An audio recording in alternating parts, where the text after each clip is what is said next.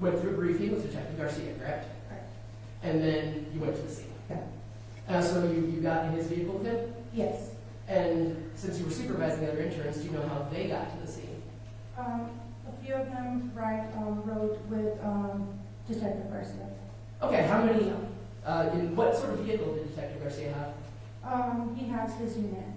What kind of unit does he have? I don't know the brand, but it's a truck. Okay, so it was like a crew cab with back seat in it?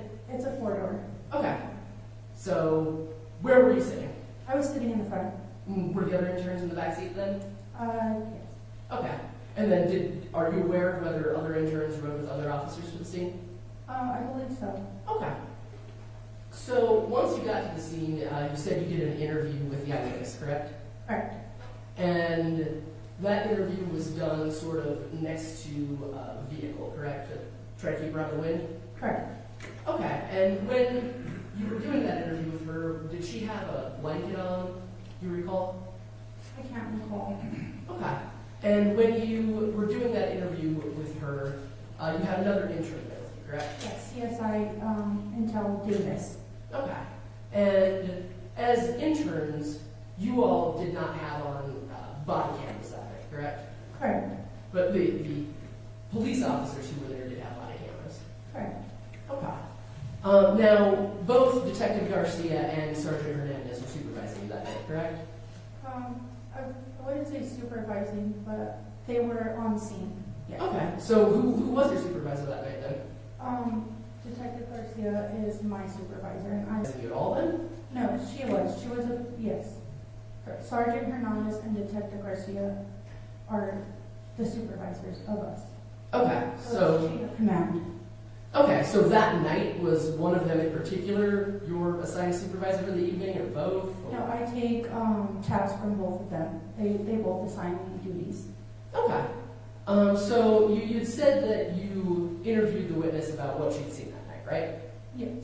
And then after you interviewed her, you and the witness and Sergeant Hernandez went back to the same marshal's office, correct? Correct.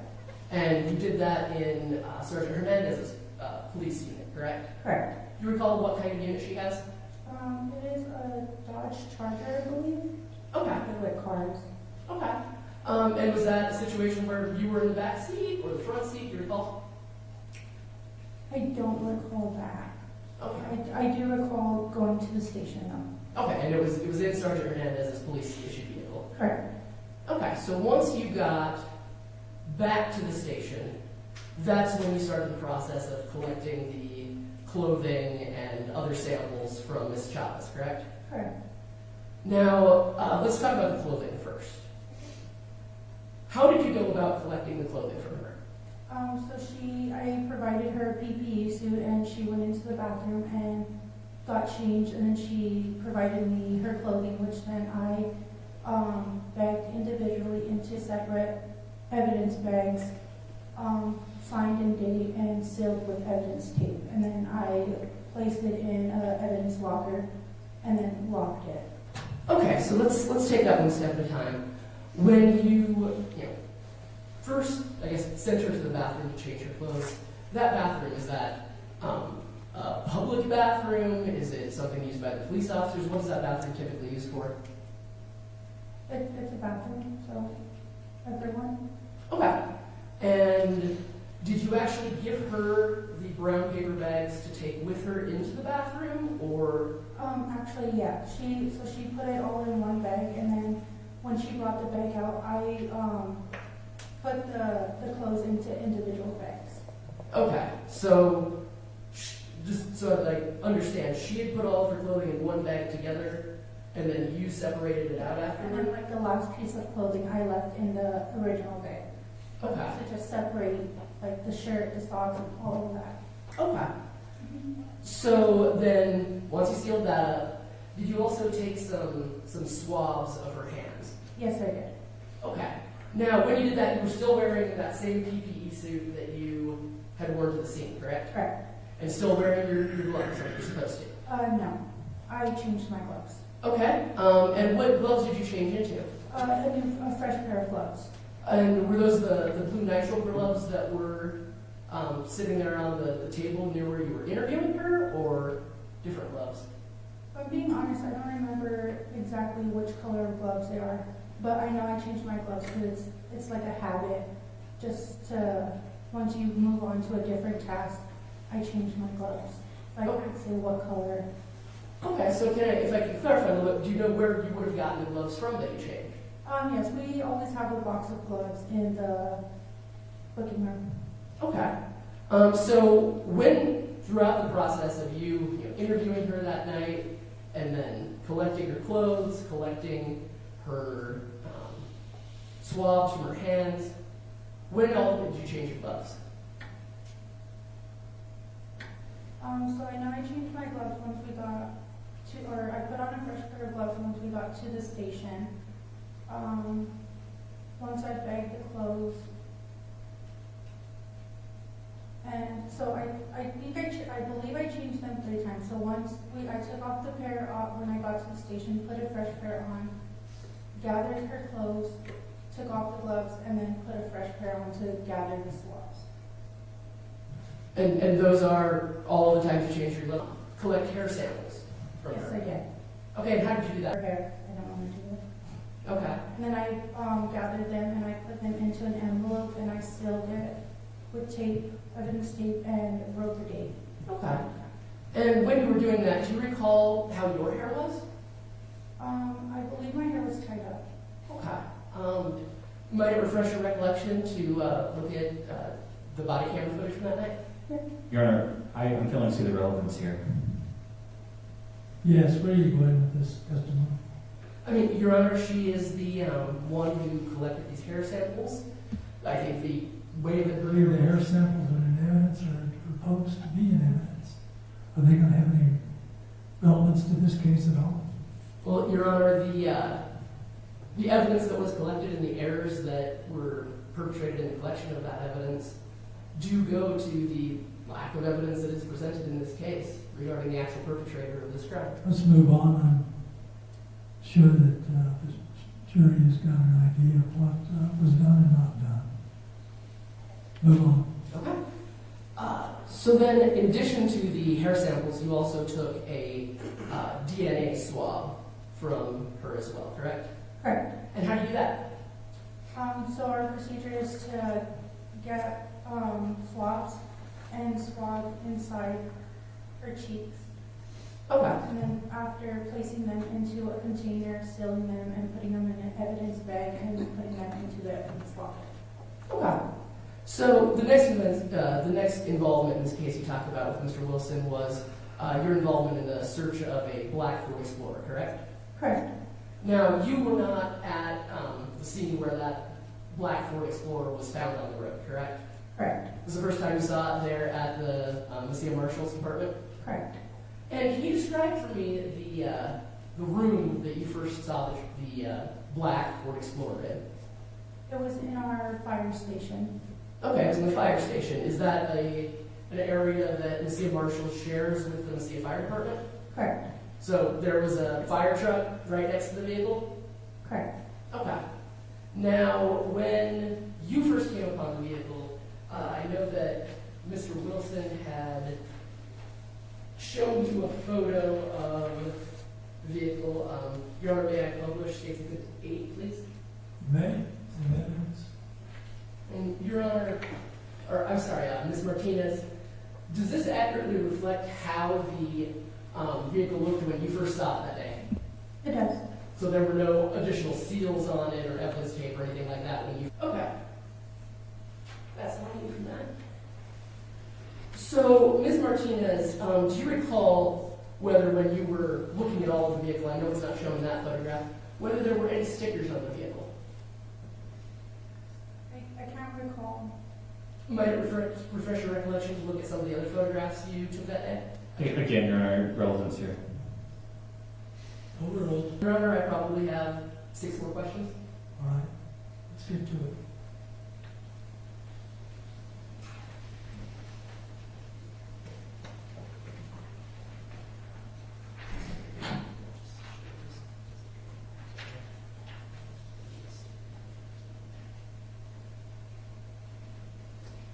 The items to refresh your recollection.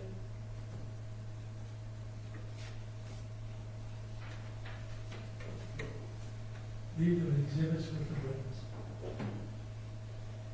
Unless you're going to publish them. No, Your Honor, they were just refreshing recollection. Should I Just show it, leave them with the witness in case she needs to buttress the testimony after you ask your question. Okay.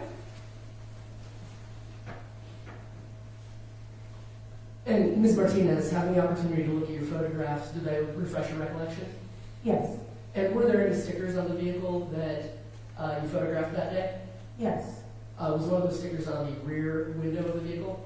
yes, And then another one on the driver's side window? yes. Okay.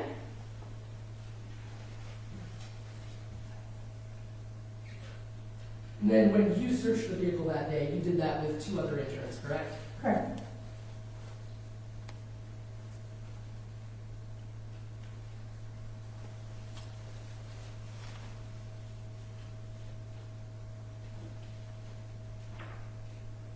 And are you aware of what type of tow truck was used to move the vehicle from wherever it was located to the Mesilla Marshal's office that day? No, I'm not. Okay. Thank you. I have no further questions for this witness. Can you retract this witness? No, thank you, Judge. This witness permanently excused. Yes, okay. Ms. Mason, Yes, Your Honor. permanently excused. Thank you for your testimony. On your next witness. The state calls Dr. Emily Cambridge.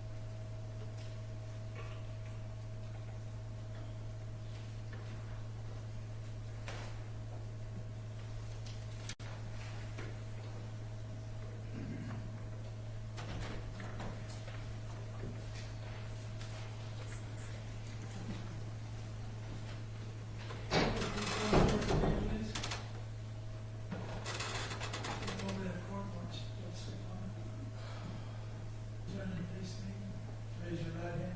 Do you swear or affirm to tell the truth, the whole truth, and nothing but the truth and nothing more? Yes, I do. Let's see, please.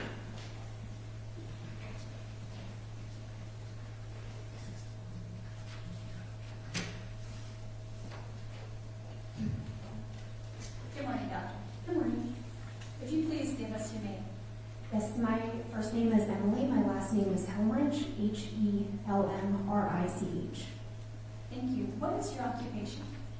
I am an assistant professor of pathology at the University of New Mexico. I'm currently employed at the office of Licensed? I am How long have you been licensed in your profession? since 2021. Where did you receive your training in pathology? I did my residency training here in Albuquerque at the University of New Mexico, and I also did my fellowship training there. Okay. And what are the duties of a medical examiner in New Mexico? So my duties include investigating deaths that do not occur under the care of a doctor or deaths that may be unnatural in nature. And does that work include the performing of autopsies? It does. So during your experience at, we'll call it OMI, during your experience at OMI, how many autopsies have you performed? I've performed about 2,000 postmortem examinations. I would estimate that around 1,000 of those have been autopsies that I either performed or supervised. Are you a member of any specialized medical groups or associations? I am. And what are those? I'm a member of the National Association of Medical Examiners and the American Academy of Forensic Sciences. Are there any special requirements before you can be certified with these organizations? With these organizations, you typically either have to be a trainee in forensic pathology or you have to be a board-certified physician in pathology. And what is your education? So after high school, I obtained undergraduate degrees in anthropology and biomedical science. After that, I obtained a master's degree in aging and neuroscience before I went to medical school at the Philadelphia College of Osteopathic Medicine. After that, I came to UNM for my residency training in anatomic and clinical pathology. And then after that, I did another year of subspecialty training in forensic pathology. And what is forensic pathology? Forensic pathology is a specialty in medicine that focuses on performing autopsies to determine the cause and manner of death. Now, at this time, the state would move to qualify Dr. Emily Helmrich as an expert in forensic pathology. Let's wish to point out this witness as to her qualifications. No objection, Your Honor. Court finds that this witness is an expert in forensic pathology. Ladies and gentlemen, an expert witness is a witness who, by knowledge, skill, experience, training, or education, has become expert in any subject. An expert witness may be permitted to state an opinion as to that subject. You should consider each expert opinion and the reasons stated for the opinion, given in such weight as you think they deserve. You may reject an opinion entirely if you conclude that it is unsound. You may continue your examination. Thank you. Dr. Helmrich, during the month of April 2024, did you have occasion to perform one or more autopsies? I did. Did you perform an autopsy? Objection, Your Honor. May we approach? You may.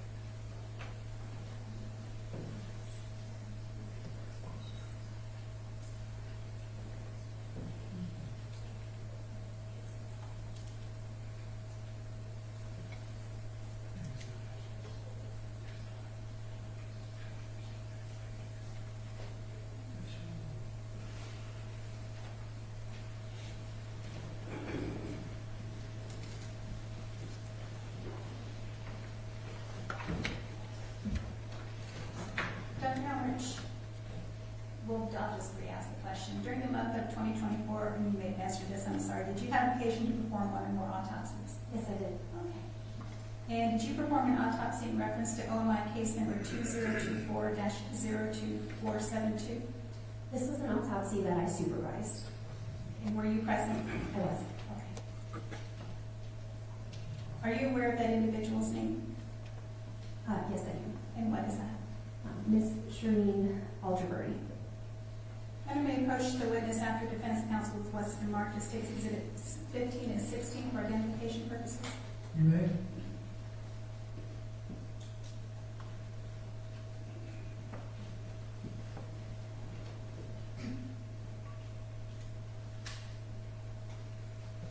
Dr. Helmrich, I've placed in front of you what's been marked as State's Exhibits 15 and 16. Do you recognize, don't tell us what it is, but do you recognize those?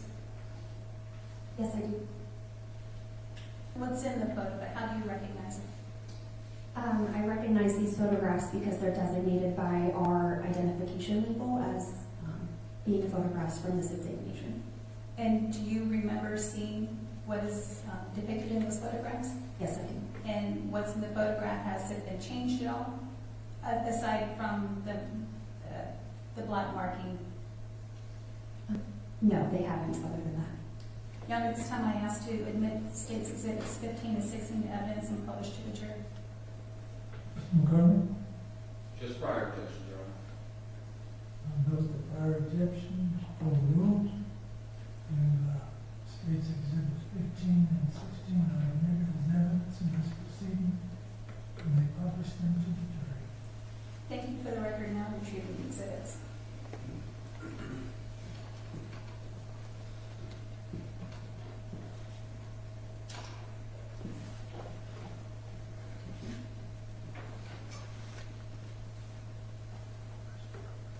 Dr. Helmrich, can you tell us when these photos were taken? Both of these photographs were taken at the time of Miss Alderbury's autopsy.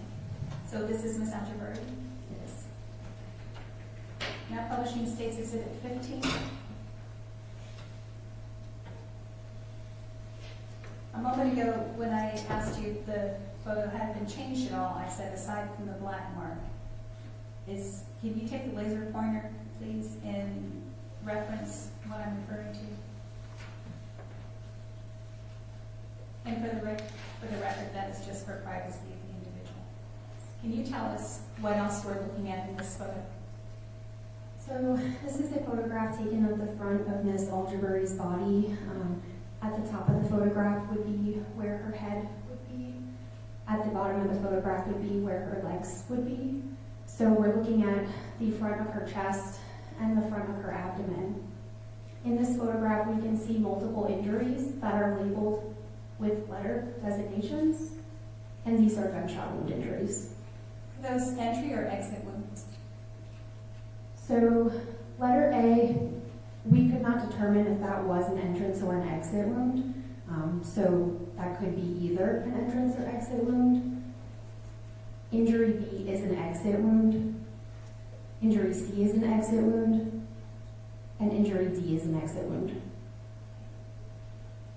Now Publishing States Exhibit 16.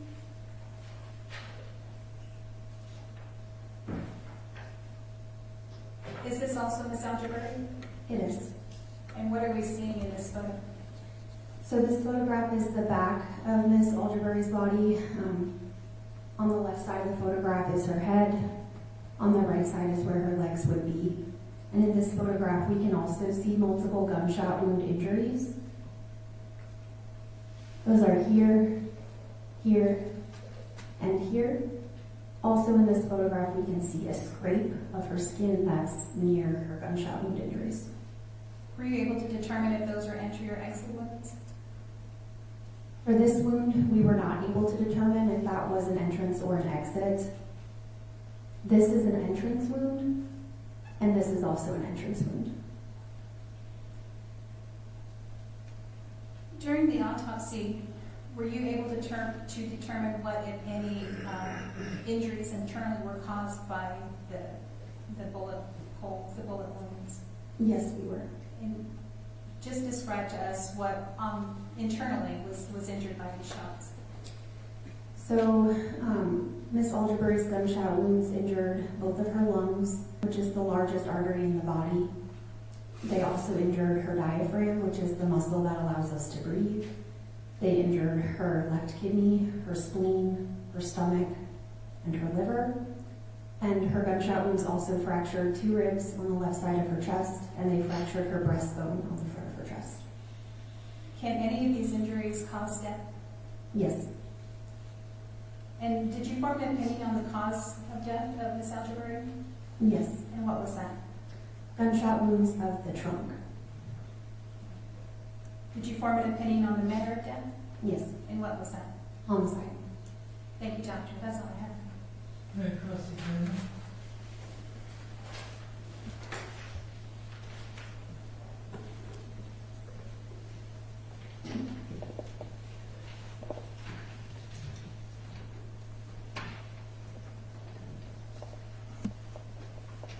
Good morning, Doctor.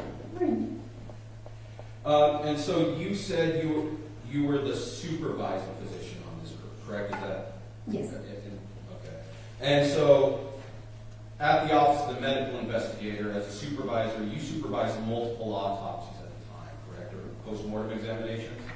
It depends on the day, but typically I'm supervising anywhere between 1 and 3. 1 and 3? Okay. And those all happen in the same kind of, I guess you would call it, big room. For the jury, that's just a big room where several autopsy areas, correct? Yes, that's correct. And you, as the attending or the supervising physician, you walk between if you have on a typical day 3 autopsies, you're going back and forth between each group, correct? Yes, I am. And so you don't see every single step that happens, but you're closely watching each one, correct? Sometimes I can see each step, but sometimes I can't. On the day you have 3 autopsies going at a time, sometimes you're just not able to. Sure. And do you remember if on this day, it was one of those busy days, or if this was one where you were able to supervise the whole thing? So for a death that may be a homicide, I view every step of that autopsy. So I would have for this one. And so that's why you're able to say, you're able to certify that this is everything was done true and correctly to all of your procedures, correct? Yes. Yes. And that's why you're also unable to say that, for instance, wound A in the first photo you saw, you couldn't tell if it was an entry or an exit determination. That's correct. I could not make that determination myself. And really, beyond entry and exit wounds and distance, you really can't tell much from a bullet wound. Is that correct? Is that fair to say? I'm not sure. So let me rephrase that for you. Let's start there. It's hard to tell. You really can't give a good idea of how far away someone was from just the bullet wound on the body. Is that fair to say? Sometimes we can give a broad range, and sometimes we can't. Okay. And so when you say a broad range, you would mean like close, medium, or indeterminate. Is that the fair kind of distances? Our options are contact, meaning the muzzle was touching the skin when the gun went off. Close, meaning it is greater than a couple of feet. Okay. On the body when you receive it, correct. So, for instance, a contact one, there would be more than just a hole, correct? Yes, if there's no clothing on the skin between the gun and the bullet hole. Okay. And in that situation, what would you expect to see?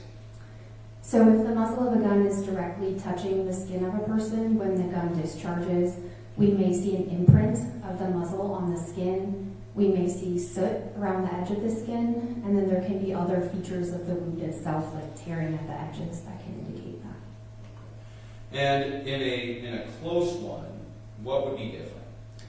So in a close range of fire, from a pathologist standpoint, meaning that the muzzle of the gun is within a couple of millimeters when it discharges, we would expect to see soot around the edges of the bullet hole on the skin. And that can be affected by whether or not there's clothing or other objects in the way, or how the body was located, correct? Yes. And that's why I'll strike that.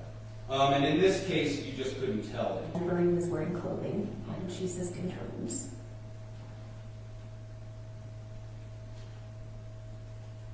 Could you tell, based off the autopsy, where the weapon was fired from? No. Can you explain why? So by examining a person or the position of the weapon or the person who shot the weapon, there's multiple reasons why that may be. There can be movement between both people, so we can't say where the bullet entered. And it's again because of all the other factors that happen in a shooting, correct? Such as if two people are moving in a shooting. Correct.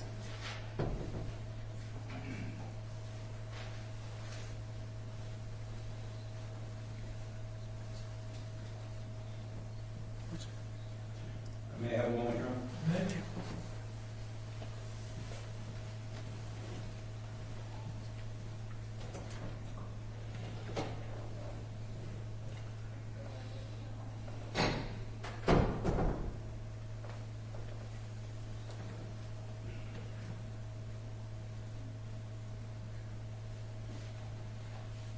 Thank you very much, Dr. Edwards, for your question. Can you redirect this witness? No, Your Honor, thank you. May this witness be permanently excused. Yes, Your Honor. McCormick? Yes, Your Honor. Thank you, doctor. You're permanently excused. You can go about your business. Wilson? Yes, Your Honor. The state will call Jamie Stanton to the stand.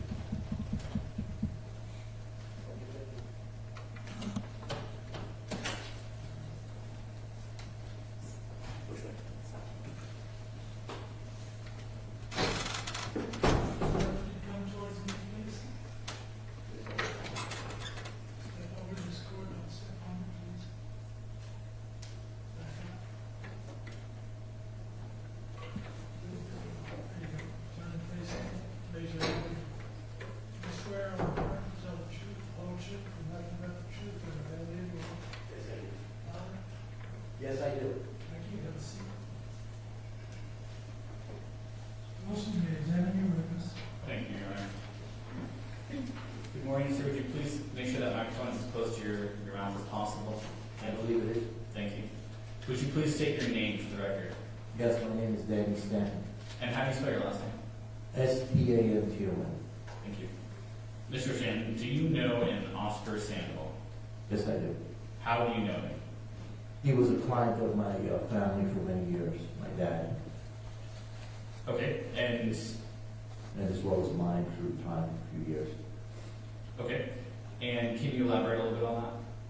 Yeah, Mr. Sandoval used to come in and have his readings, spiritual cleansings, things of that nature. He became a friend of the family for years with his children. Okay, and so how would you classify your work? Well, I have people that come in for spiritual readings, for tarot card readings, spiritual guidance of that nature, and sometimes they ask for a cleansing or a cleaning for that nature, spiritual counseling. So were you Oscar's spiritual advisor? Yes, I was. I had taken over my dad's workload for the majority of the point for some years, yes, and I've known Mr. Sandoval a couple of years. Okay, so your testimony is that your father was Oscar's spiritual advisor, Primary spiritual advisor, yes, sir. and you took over that work after some time. Yes, sir. Okay. And how long had that occurred? How do you know him? Off and on, because, you know, we haven't been to the house for quite some time, but I would say the last year and a half or 2 years. Okay. And you've already described kind of what all. How well would you say that you know Oscar Sandoval?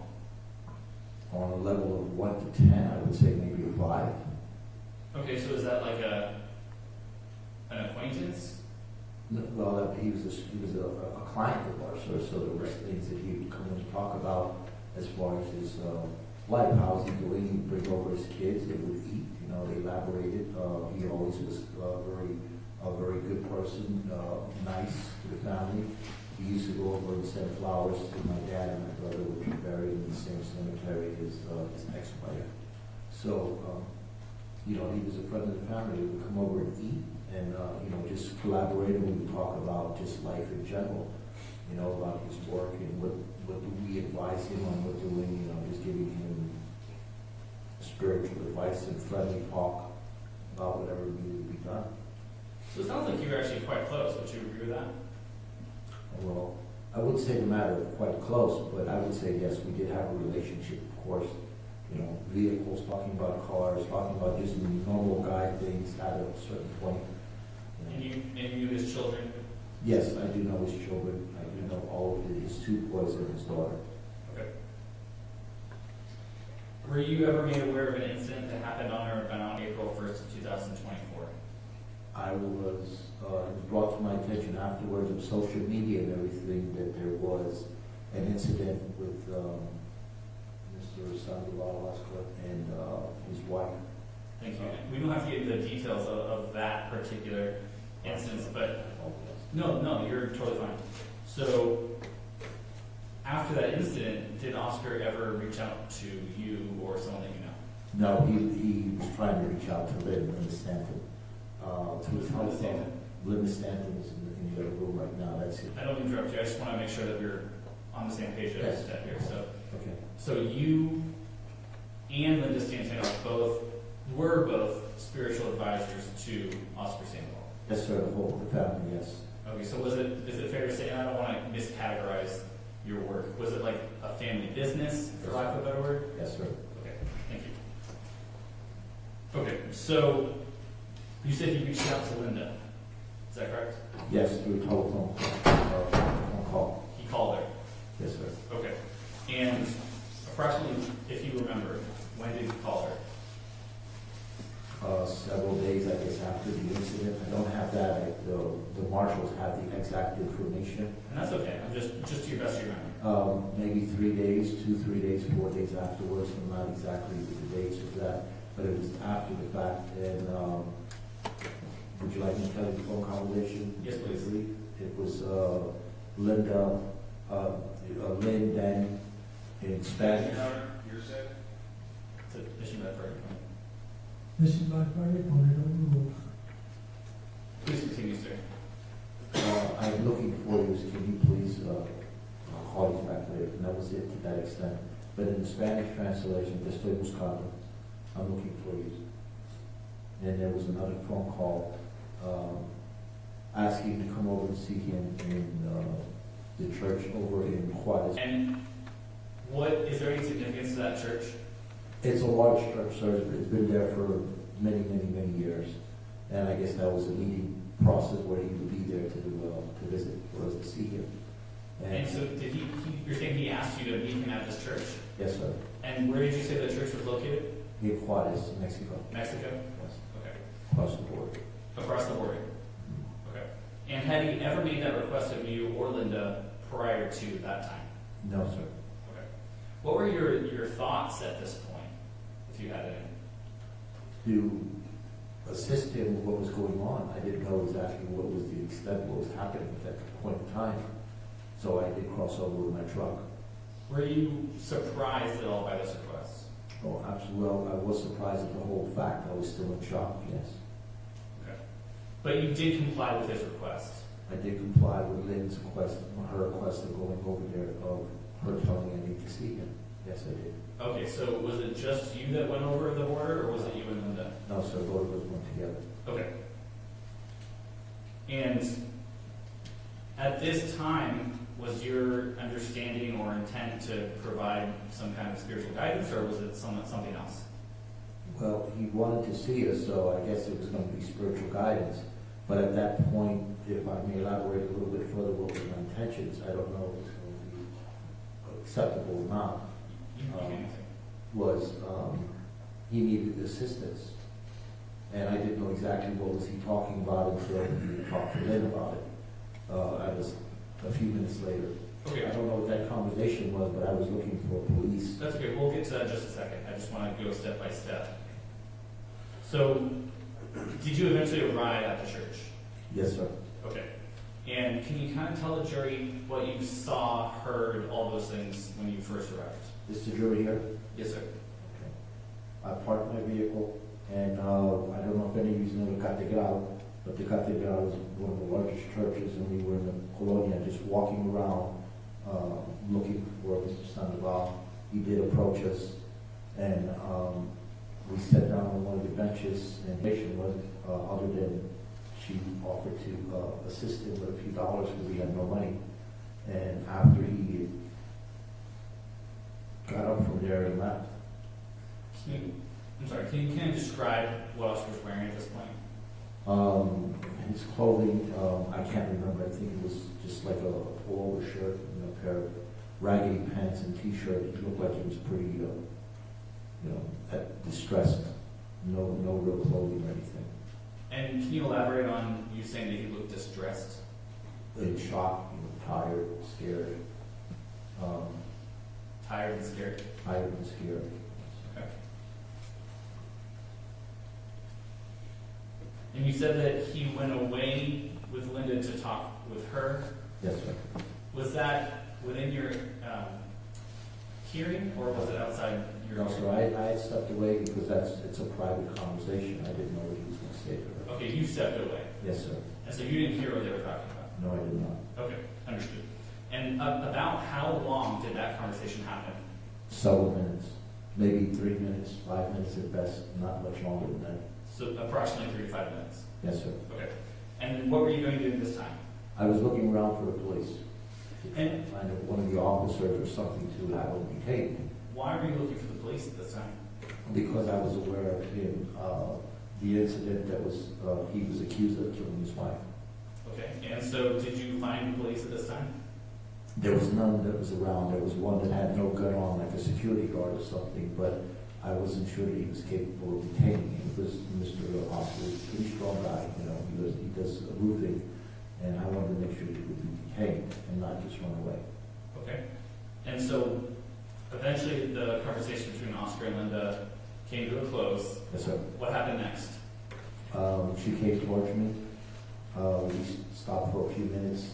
He wanted to know if he could get some assistance. I said, sure, I will help you in any way that I can. He asked if there was some papers or something that could be done because he wanted to cross over. This was me and him at the conversation, that he wanted to cross further into the peninsula, passing the border, to just flee the police. And I said, yes, I would. And my reason why was to agree is to make sure that he doesn't further move forward and not being able to be detained. And then after that, we got in our vehicle and I came back towards the United States border, U.S. Okay, so your testimony is that you agreed to help him flee in order to make sure that he was detained. I would try and give him some papers or something from here, from the United States, or whatever, birth certificate or whatever I could find, because he had no documentation. And he was scared he would be detained because they stopped him at that border line, 25 miles in or better. They asked for papers and he had them. Okay. So, what, if anything, did you give him at this time? That he would be contacting us, since Larry gave him a few dollars, that he would be able to get a phone, because he had no phone or anything. So after that point, he would get a phone and clean himself up. And I told him that I would come back over and try to help him. Okay. And is that how you left that particular interaction? Yeah, I tried to get a location, where is he staying, at a hotel or something, but nothing, he wouldn't comply with that. He just gave me a direction, a 45-degree angle from the church. So there was some hotels in that area, but I didn't question him because I was scared. I didn't know if he had a weapon on him, or was he going to be frightened of me, or try to, take my vehicle, or what would happen. I was isolating, was looking at it, didn't want to get hurt. That's understandable. Now, due to that, did you end the interaction there? Yes, sir. Tell the jury what happened next. We came across the border, and at the border check, we gave our identification to the Border Patrol, and they detained us. They handcuffed Linda Stanton, and they handcuffed me. They separated us, and the original officers that came in, they had masks on their face and stuff, which I was kind of like, if you're going to talk to me, you talk to me with your face and not try to hide yourself. I didn't know that they were protecting themselves for the whites. So after that fact, another group came in because I refused to give any information to them. And that was a female that came in with another marshal. They identified themselves, who they are, and they wanted to know about Sandoval Oscar. I don't know what you're talking about. And after they spent maybe about 20 minutes with me, and they told me exactly what happened, then I told them, yes, I agreed to help him so I could bring him back to the border, meaning that if he confessed and he wanted to come in without having himself hurt by Mexican authorities, that we would bring him over. So the marshals came in, they questioned me, I told them exactly what I had him trying to do, and I told him he would call me back. And they released me on that word, saying that that's fine. And through that point, I kept communication back and forth for the last several days, 4 or 5 days, for him to call. And when he did call, that was the time of opportunity to cross back over and meet him at the same meeting place. And I made that agreement with the marshals. With a hand, I had a bag with clothes in there, shoes, toiletries, things to change him, and told him that I could get the help for him that was needed. And once I did that, I gave him a picture of myself, what I was wearing, my vehicle, what I'm driving. And we met in the same area. I see him up, decided I got to get out. I waved at him, he approached me. And after that, they came up behind him. I knew they were there, I saw him. And they put a gun at him and told him to get down on the ground, which he did. And Oscar turned around and asked if I was the one who turned him in to authorities. But they rushed me out of there immediately from that point on. And that was it. I told the authorities that he's in custody. And I said, please make sure that I get back across the border without them detaining me again, which they did, and I went home. Did you have any other involvement in this instance? Thereafter, I had a marshal come into my home under the name of Daniel. I don't know his last name, Rodriguez or something. I can't remember the last name of the marshal. That's it. Anyways, he came to my property and he told me that he's been detained and what was the warrants, and that we're not detained or put in jail for any of the reasons for aiding and abetting or anything like that, because we were very helpful with the marshals and helping them and assisting. Then from that point, he said that there could be a hit out on me because of the phone conversations that were. Objection, Your Honor. Sustained. And so we don't have to go into what was said by anyone else, but as far as what you physically did you do anything else with respect to this specific instance? No, once he was detained, sir, that was it. My duties were over and done with. Okay. Your Honor, may I confer with the counsel? May.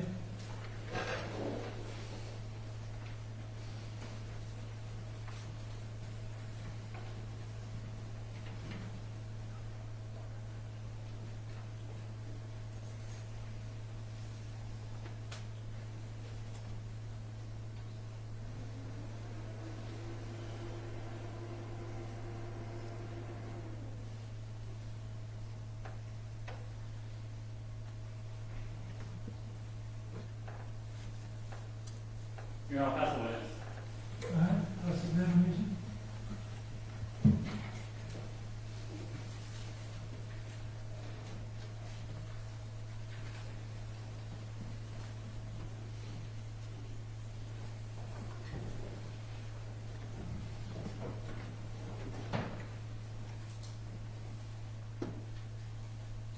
Good morning, sir.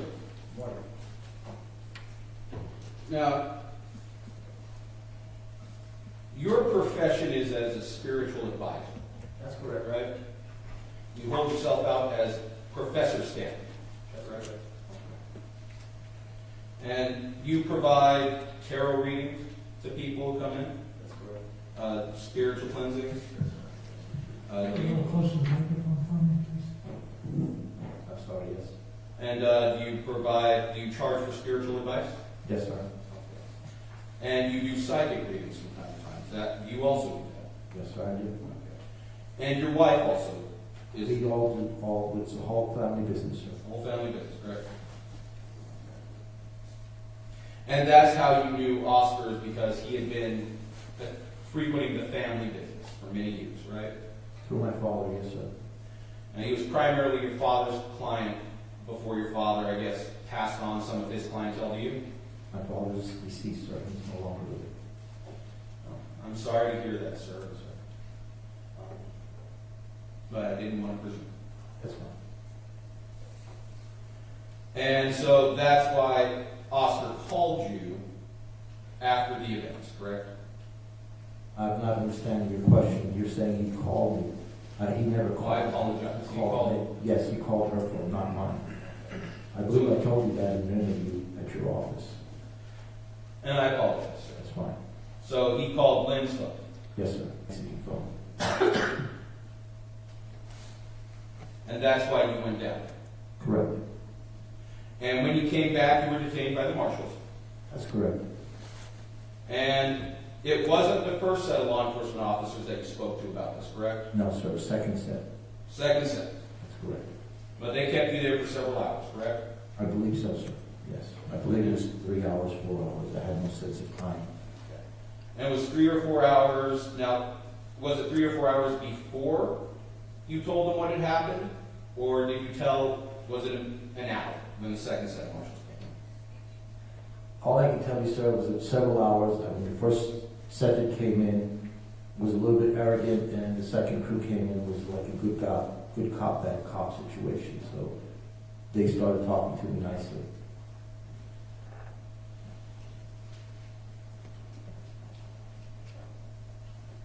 May I have a moment, Your Honor? Right?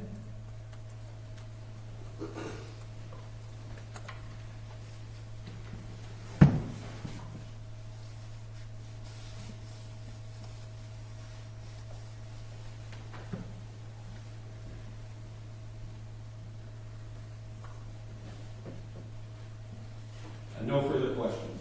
I'll pass it. Any redirect? No, thank you, Judge. I just witness be permanently excused. Yes, Your Honor. McCormick? Yes, Your Honor. You're excused, sir. Thank you.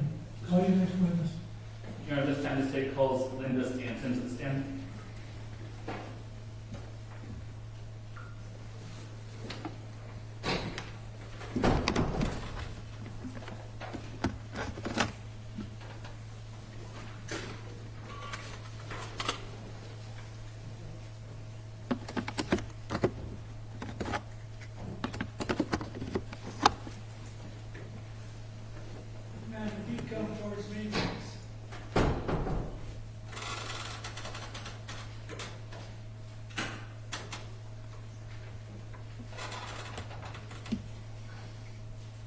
step on that cord. Stand, turn and face me. Stand up. Raise your right hand. You swear or affirm to tell the truth, the whole truth, and nothing but the truth.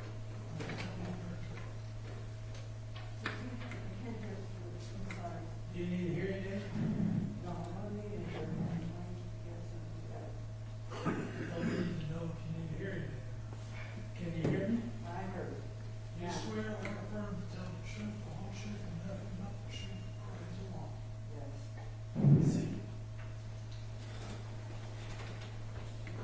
Yes. The examiner witness. Thank you, Your Honor. And ma'am, would you mind actually moving to the chair right next to you? Yeah, Thank you so much. thank you. Sorry to move you around so much. Okay. And would you take that microphone in front of you and just place it close to you? Thank you. Yes, that's perfect. Would you please? Linda Stanton. Thank you. And Ms. Stanton, do you know an Oscar Sandoval? How do you know him? For years, he was a friend of mine, and he used to come to my business place and everything else. And what is your business? I'm psychic. Okay. And you're saying Oscar Sandoval was a client of yours? Yeah, many years ago. Okay. He was a good guy, everything. I used to have his kids come over to stay with me all the time. His kids stayed with you occasionally? Oh, yeah, not sleeping, but most of the day. So maybe like a daycare or? No, the daughter was about 6 years old, 7 years old then, and the boy, one boy was about this big, and I know the other one. And so would you say that you were friends with Oscar? Yeah. Okay. At least close enough to watch this. He used to come in with the kids. Right. Okay. And about how long was Oscar a client of yours? I give it to you, it's about 8 years. About 8 years. Okay. And that's roughly. I'm not holding you to that number, but okay. And so, do you remember an incident between Oscar and his wife that happened around April 1st of 2024? I didn't even know what happened. A friend of mine said. Well, and we don't have to get into. Say that again, please. I'll rephrase. So, did you ever learn what happened? Yeah. Okay. And we don't have to get into what someone told you, but just generally speaking, how did you find out? My friend. Okay. Said, That's perfect. Thank you so much. So a friend made you aware of the incident. yeah. Okay. Did Oscar ever reach out to you? Yes. Okay. And could you please tell the jury about either that time or if there were multiple times, those times? It seems like when I got the answer and everything, and my husband was there, and then he left, and I said, Annie, I got a phone call. He speaks a different language when he wants to, but he wanted us to come down to him. So And sorry, what do you mean by that? Come down to him. we were going to go to Juarez. Okay. Did he ask you to meet you there? Huh? Yes. And where in Juarez? It's over by the big church. I don't know the name. I haven't been there in many, many years. But it was a big church. Big church, yes. And- We went to the church. And where was the church located? Right in the middle of town, In where?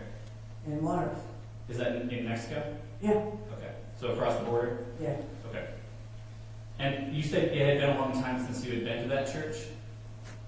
Yeah. Because I used to go and buy statues and stuff like that. And, but I never remembered where to get to it, you know. But Right. No, that makes sense. Okay, so he asked you to come meet him at that church in Mexico.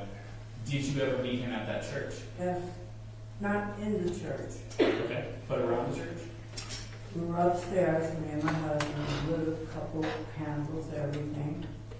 Came down, because he said he was gonna be around there, we didn't know.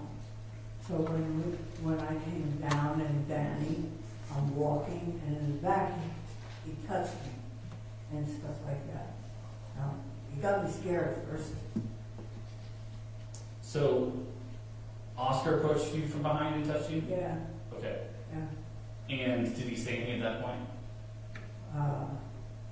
He says, I don't know which way I'm going and this and that, but he came and he wanted me to come and sit down and talk to him. Okay. All the way down from where the church is, it goes this way. And we'll talk about that in just a second, but before we get to that, what did you think was happening at this point? The killing, You were meeting him for? he didn't have any money, and he wanted to talk to me about what happened, and then he went a little crazy about what he said. He said, that's my wife, but if they put her in a jar or anything like that, throw her in garbage. That's exactly what he said. And I said, why do you talk like that? Listen, I gave him $200, and then I left. Are you talking about the conversation that you had just the two of you? Well, my husband was sitting up ahead, but he wanted to talk to me. Okay, privately? Yeah, because I'm a psychic, he figured it's this, that, I don't know. Okay, so did he ever specifically ask you for money? He needed money, he said, and I gave him $200. But did you just give him the $200 or did he ask for that money? I gave it to him. Okay, so he didn't ask for that money. Huh? Did he ask you to give him the $200? He was happy to have it, because he didn't have it or anything like that. He said that he put earrings in his ears and stuff like that. He changed his whole, I don't even know if I know him anymore. You know, He changed his appearance, you said? Yes. Okay. And he by putting earrings in his ears? And the nose. And the nose? Yeah. What type of clothes was he wearing? Let me see, I think he had jeans, but I'm not definite sure. He looked like a bum then. He didn't have none. Okay. By that, do you mean he was disheveled, or do you mean something different? Excuse me? Was he disheveled, like were his clothes a mess, or do you mean something else He like that? had clothes with a bag, a little bit for himself. Okay. Yeah. So he had a clothes full of, or a bag full of clothes. Not full, probably whatever he took. It was very few, but it was a bag. Okay. And so now I want to get to, you said that there was a conversation, 3 to 5 minutes, that the two of you shared at the church. Yes. Can you tell us exactly what took place during that conversation? In the church, he wasn't in the church. We were down and he was sitting over there. And first he was talking to Danny, and then he came over to talk to me. Okay. I'm psychic and I was his friend and I used to do everything for him. But I couldn't believe what he did. So can you tell the jury what he said to you during that conversation? He said that he doesn't know what he's doing. But what I told you, what he did say was, I hope I can throw the ashes in the garbage. I said, what the hell are you talking about, excuse me? And that was it. And I said, look, we're leaving. Did he say anything else to you at that time? Not really. After that, he wanted to go wherever he had to go. And at that time, or right after that time, did he ever admit to killing his wife to you? Just what I told you. If she got her, what you call ashes, I'll put her in the garbage. He never told me anything else. So he never said that I killed her. Well, he would say it, and I says, I don't know what you did. I'm sorry, I just want to make sure I understand you. You said he did say that? He came, when he was talking to me, I said, how, what happened, and everything else with his wife. And I felt sorry. I said, what are you doing? You're crazy. That was it. So just to be clear, Oscar confided in you that he killed his wife? Well, no, he didn't actually say it, but we knew it because what happened with everything, and news, this, that. Right, but I just want to be absolutely clear about what your testimony is. And so I understand that you're saying that you knew based on other information, but right now we're just talking about Oscar, what he said to you during that 3 to 5 minute conversation at the church or around the church. Well, when he touched me from the church, we went down, all the way down there. Right. And then we decided to sit down, me and Danny with him. Danny talked to him a little bit, whatever. He wanted to know, maybe you could help me to get this, you know, a different place. I don't want to stay at this place and stuff like that. And when he was sitting with me, he came over to me. I just said, you know, I love the kids, I love everything, and I just said, what the heck did you do? Are you going crazy or what? And stuff like that, you know, that's what we do. So, right before you left, did he make any other comments towards what happened with him and his wife? No. What happened next? We went to our car, I bought some things up there, and that was before I even seen him from there. And I brought some things with me, because I didn't even want to go. I didn't even want my husband to go. But he wanted to see us. He called 3 times on the phone, but I didn't understand what he was saying.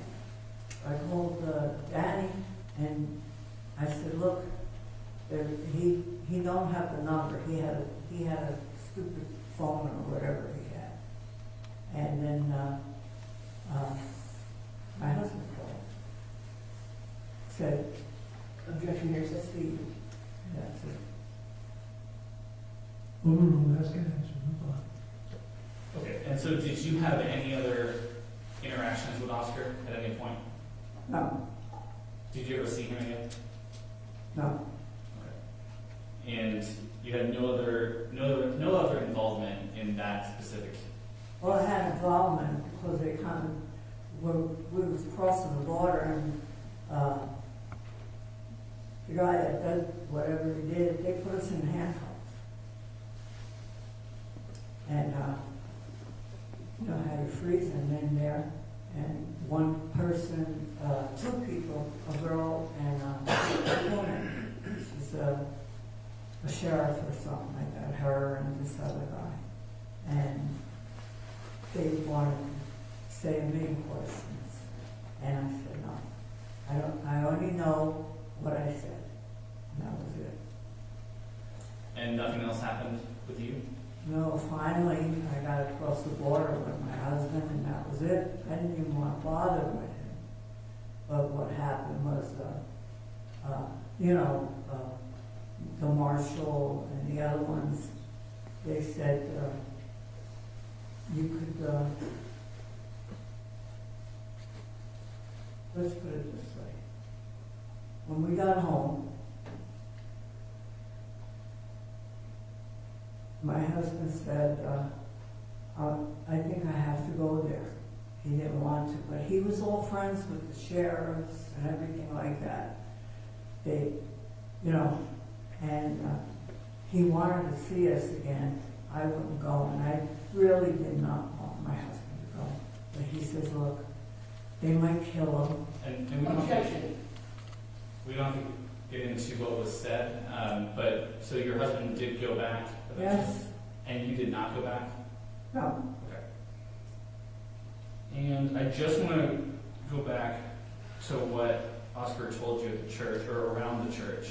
And I understand like a paraphrase of what you're saying, but I want to make sure I get it right. So he told you that when he gets the ashes of his wife, he wanted to throw them in the garbage, is that correct? I want to have it thrown in the garbage, not me, whatever he said. And that was it. Was he asking you to throw the ashes in the garbage? No, excuse me. No.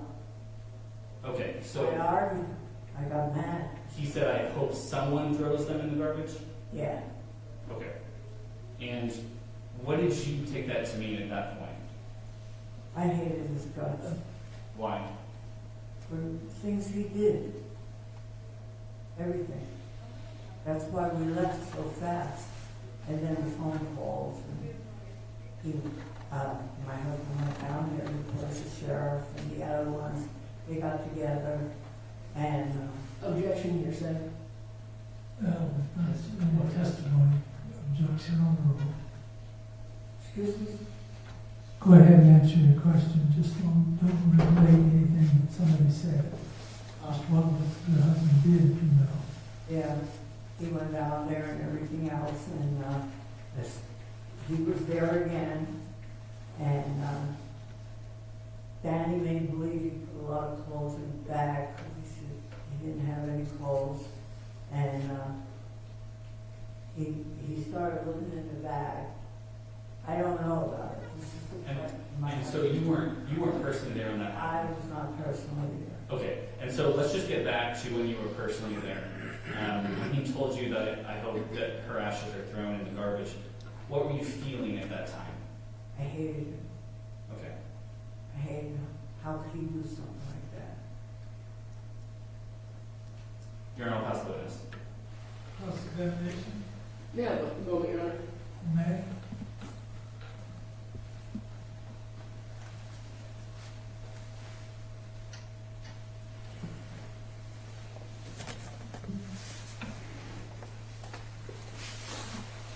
No questions for this witness, Your Honor. Did this witness be permanently excused? Yes, please, Your Honor. All right, he was next. Yes, Your Honor. You're excused. Thank you, ma'am. Ladies and gentlemen, we're coming pretty close to lunch hour, so I'm going to recess you for lunch and you get back here by 1:15. We'll start at 1:30 if you're here on time.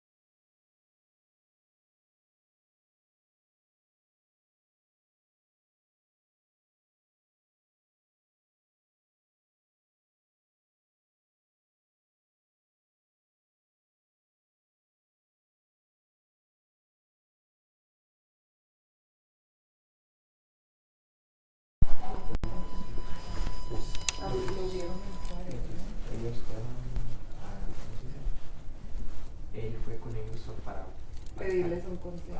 Ah, pero sí, ellos fueron los que...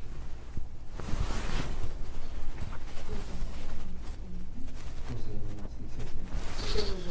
De repente llegaron todos los policías y pero no So sé. did the couple turn him in? What's up? Did the couple turn him in or not? It's hard to. It's hard. Yeah. Yeah, because he didn't. The spiritual advisor didn't definitively say either way, right? That's all I'm saying. So he just said that they got arrested by the marshals, right? Like when they were about to cross the border. I thought he got arrested in Juarez. No, but then, like the couple. And then that's when he told them about what he was planning to do. Planning to do to her. I actually didn't hear that part. Yeah, I think you were offline. Wait, so he said this is before, or this is after? This is after the murder. After the murder, he told them as he's on his way over the border The to marshals. And they got arrested, the couple. the couple Yeah. after he fled to Juarez. Mm-hmm. Yeah. And what did he tell them? He was just saying. He was looking for advice, right? Yeah, spiritual advice. Mhm. And he told that lady, the last lady that was talking, like, basically he said, you know, if I get my wife's ashes, I'm going to throw them in the trash. That's just what he told her. And they were trying to, the prosecution was trying to see if he actually admitted the murder, but she wasn't saying, like, that Explicitly. Yeah, explicitly, but he did say that. If I get my wife's ashes, that they're going in the trash. So we have the daughter talking about why she called, or why she went to look for the car. Mhm. She then called 911. That was her that called 911, right? Yes, Okay. she called, her brother initially was the timeline is her brother told her the parents aren't home yet, Yep. and it's been midnight, so she looked at the phone and saw the location was in Summer Park. She and her friend went to Summer Park. They saw the car there.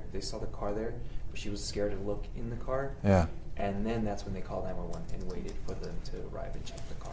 Okay. And then so we have that's the big highlight. And then the other one being the spiritual advisors talked. These two spiritual advisors Mhm. got arrested as he fled to Juarez. They got arrested, yeah. Um, Juarez. And they share with us that he told them that if he got his wife's ashes back, he would throw them in the trash. So those are the first two highlights. We're actually going to be back at 1:30, but a very robust, I don't know, a very active morning for the trial here. There's a lot of witnesses. Yeah, the biggest one is that the autopsy obviously just showed that she was shot. Oh, I saw that. That was crazy. Yeah. They also showed we're not going to be able to show it. No, I didn't get any of that. Yeah, I wouldn't, yeah. It's also because it was video live, so. Thinking we play the SOT, and then I'll just sort of describe, like, this is the daughter talking about why she called 911 and why she was nervous. We also saw some pictures from the autopsy of the victim, and we also heard from spiritual advisors of Sandoval directly. They say that they were arrested right after he fled across the border to Juarez by Mesilla marshals, and they also say that he did not explicitly admit to the murder. No, like I said, he told them that if he got his wife's ashes back, he would throw them in the trash. So quite an active. So the spiritual advisors with him. Sorry, maybe. Yeah, so maybe just like cut to me and I can be like, yeah, we heard from quite a few people this morning, including the daughter of the couple who walked people through why she was so concerned enough to call 911. And we can have her explain back to back and then come back to me and be like, you heard from the daughter there. We also saw some pretty graphic photos from the autopsy showing several bullet holes. And then also we heard from spiritual advisors who said that not only were they arrested as Sandoval fled across the border, but they also say that he called them and over the phone said, if I get my wife's ashes back, they're going in the trash.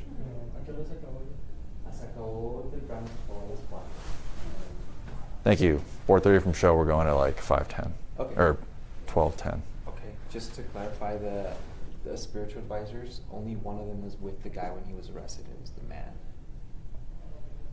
All right, thanks. Oh, sorry, we're going at 12:03. Sorry, what were you saying? The spiritual advisors only, the guy was with the Sandoval when he was arrested, not the lady. Oh, okay. Okay, gotcha. Thank you.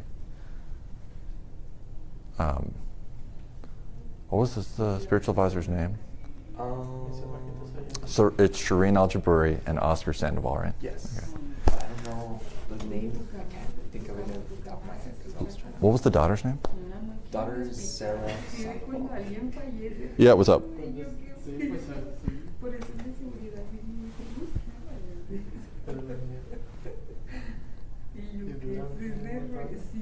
¿Es cuando está baja la batería?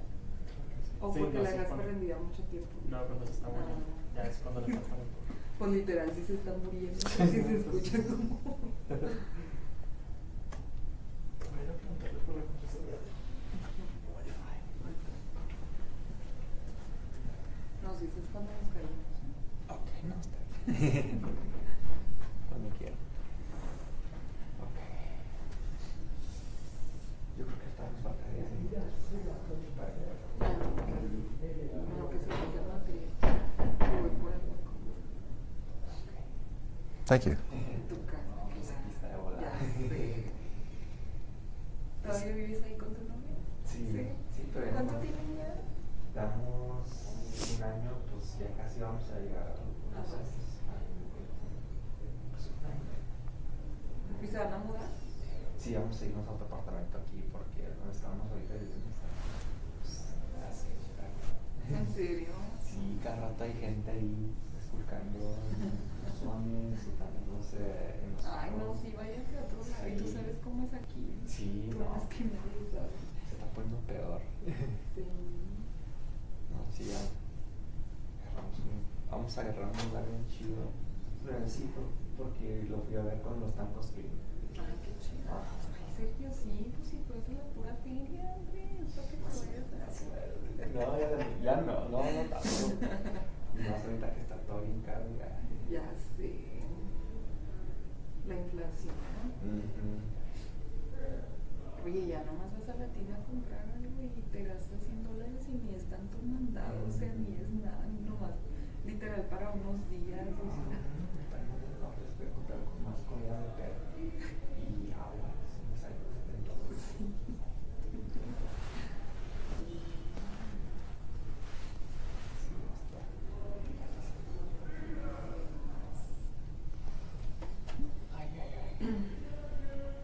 Terminé yo con esta. Esa la paso a... ¿O esta ya la paso también? Sí, también. Ah, ok. Esta es toda la segunda parte de testimonio.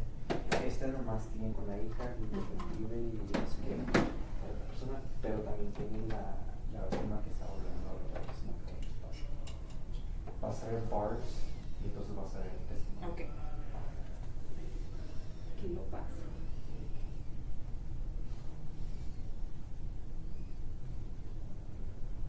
Oye, pues yo me metí porque como vi las dos cámaras y dije, porque yo sé que usualmente es una, ¿verdad? Sí. Y luego se metió él y dije, y dice que ya tenía como una hora ahí. Sí, no le habían dicho nada. Y lo llegué y yo, güey. Yo me quedé como que, what? Sí. Y yo, ok. Y tú, pues bueno, ¿verdad? Pues Sí, cada creo quien que su la dejaron. video. Y nada, que ya después me dijo, Por si lo necesitas. ¿qué? La Ah, contraseña. la contraseña. Súper.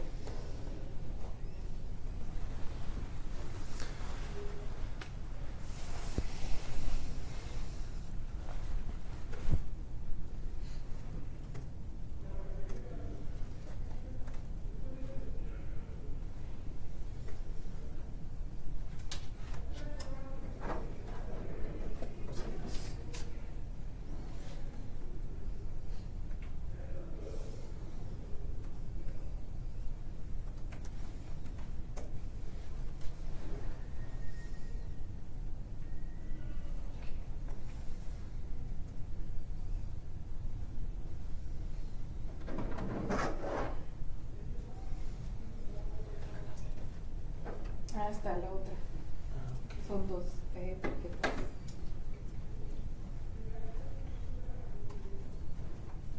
Híjole, Sergio, que no dijimos que Telemundo no se lo íbamos a pasar, ¿no? Porque que Fax y Univisión son estaciones hermanas, pero... Ah, sí. Ustedes con el 9, ¿no? No sé, pregúntale a Sergio, porque... Y sabes que no sé. Creo que allá le dijeron que no más. 90 away. Entonces ahí terminamos a cubrir café de cuatro. No, ¿te gusta? A mí me encanta. Sí, también me interesa, es que muchísimo. Oye, antes no te tocó. He referred to her as his wife over the phone? El canal 7 solamente He told her, yeah, he told y se llama Tom. The spiritual advisor said if he got his wife's that, he said wife. She said wife? she said wife's ashes, yeah. Interesting. Empezaron a las 8 y él estaba aquí. I guess he called her his wife. I'm just going to say Al Jabouri's ashes. Hedge. Él nada más te da el video de cuando llegas. Sí. No te da Thank you. cuando no estás. I like your shoes. Dude, Adidas, the 3 stripes, A mí sí me lo never fails. pero Thank you, they're all dirty now, but que what's They're made to be dirty. Whenever they're white, it's like, what are you doing? yeah. Less than a minute. All right. Pregúntale a Sergio, ¿verdad que Sam nada más te pasaba el video de la hora que llegabas? ¿Recuerdas?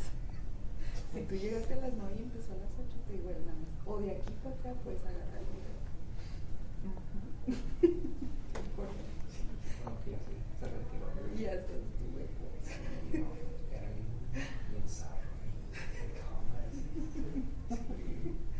Era muy estricto, muy enojón. Muy old school. Cuando se peleaban. Stand by splits.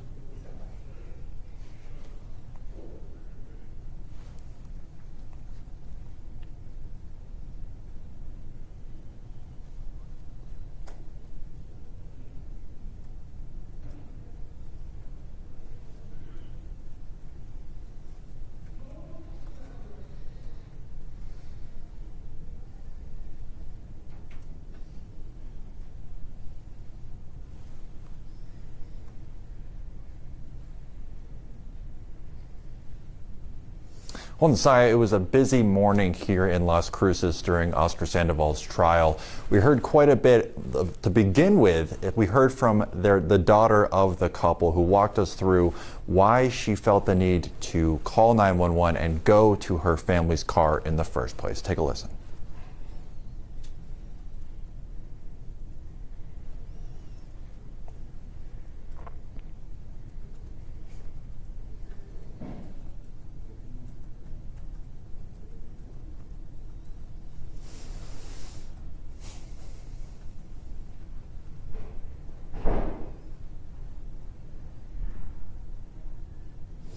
Well, that was the first part of what we heard this morning. The rest of the day so far has been a review of the autopsy of Al Jabouri, as well as a couple spiritual advisors of Sandoval, one of whom was actually arrested near the border as Sandoval fled to Juarez. Him and the other advisors recounted a phone call they had with Sandoval where he said that if he got Al Jabouri's ashes back, he would throw them in the trash. So quite a lot of detail and some pretty harrowing testimony so far today.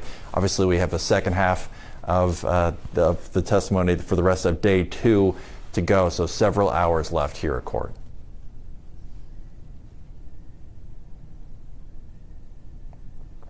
Heard from the daughter there. She's still a teenager, so definitely emotional when she was talking. But even with these high-profile, high-stakes cases, a murder trial, it's still very procedural, very technical, a lot of granular detail, and really, after a while, I'd say it's really it's a little tense, but it's also just incredibly professional.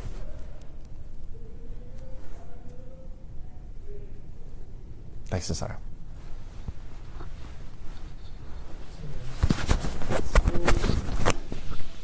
Okay. So.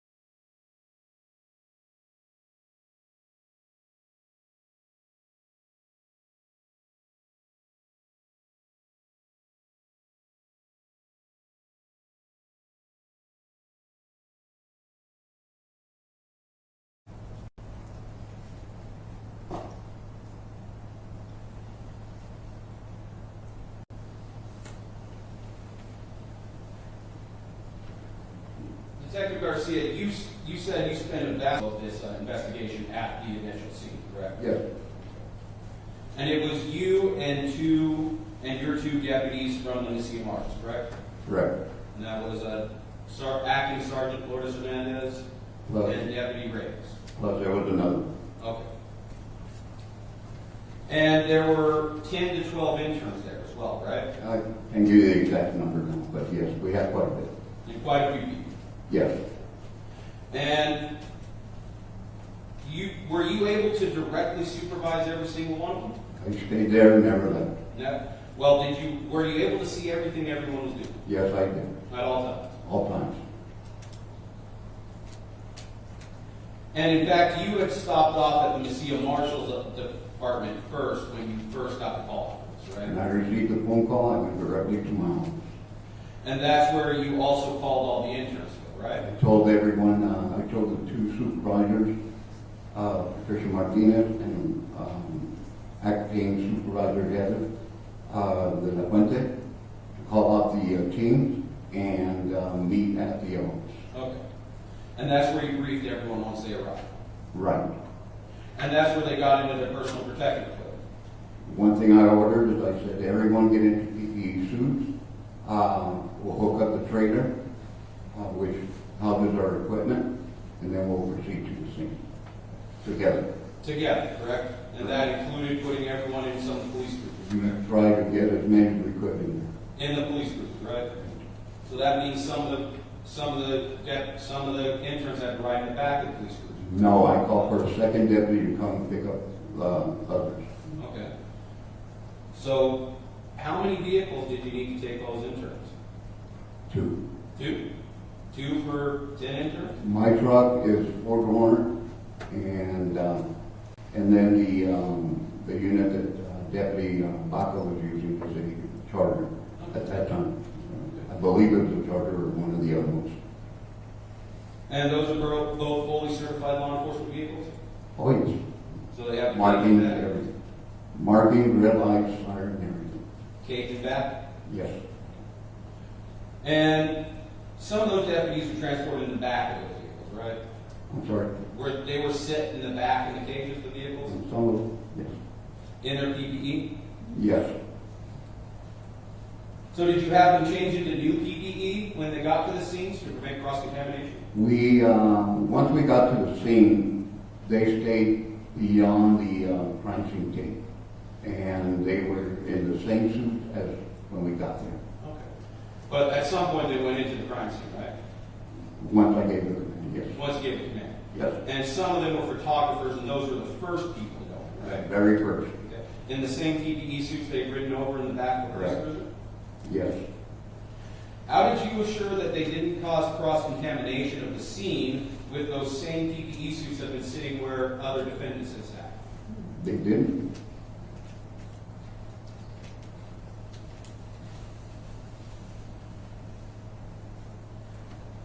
One more.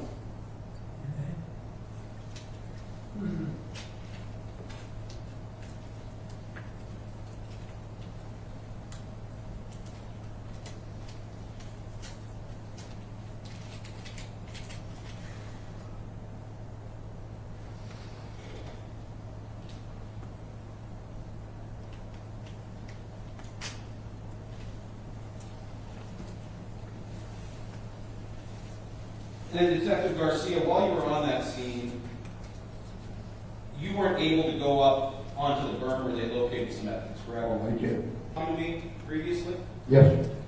giving a statement. Yes, I did. So you remember telling me you weren't able to go up on the berm because you had back issues? No, I went up to the bottom. The reason I don't go up and climb the berm is because I've had, and I mentioned it, or PTI, that I have hip replacements, 3 of them, back surgery, and I'm very limited, so I did not climb up, but I stayed at the foot of the berm and the street. And you had to instruct interns to take several pictures because you couldn't personally observe anything up there, correct? Well, from the very top, no, but from where we were at the berm, yes. And so you had had a hip replacement, so it was making it difficult for you to climb steep hills? You know, they've had 3 hip replacements, so very hard. And this is the first murder that Mesilla Marshall has handled in quite some time, is that correct? That's my understanding. About 20 years until this. Well, even probably more than that, because when I worked at LCPD, I retired from there. It was usually, if they did have one, probably another agency took over.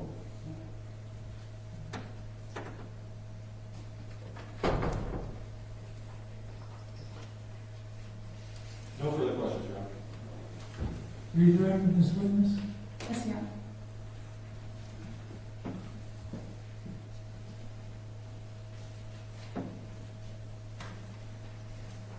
Megan, there are just 2 things that I want to follow up on that Mr. McCormick was asking you about. Did I understand correctly that this is the first murder you worked with Mesilla Marshalls? Yes, Is this the first murder you? and all the different agencies that I retired from. And he also asked you about going up the berm and if you were able to see anything from your vantage point, any evidence. Were you able, from where you were standing, were you physically able to see anything that was collected as evidence? Yes, And what was that? there were 3 casings off to the side, which would have been, No, just talk about what you saw. okay, there were 3 casings.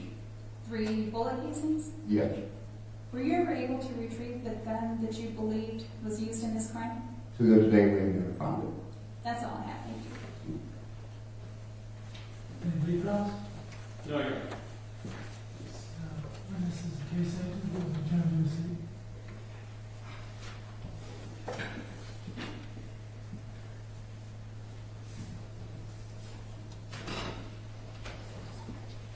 Call your next witness. Your Honor, this time state rests. Ladies and gentlemen, the state having rested, we've got some matters to take up outside your hearing, so we will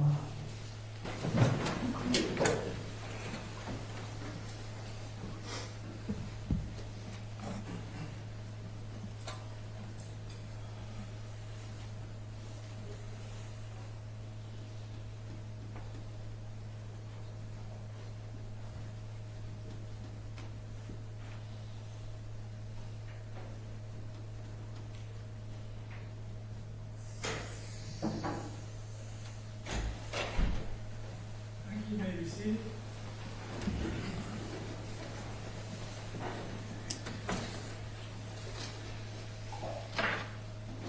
Having rested,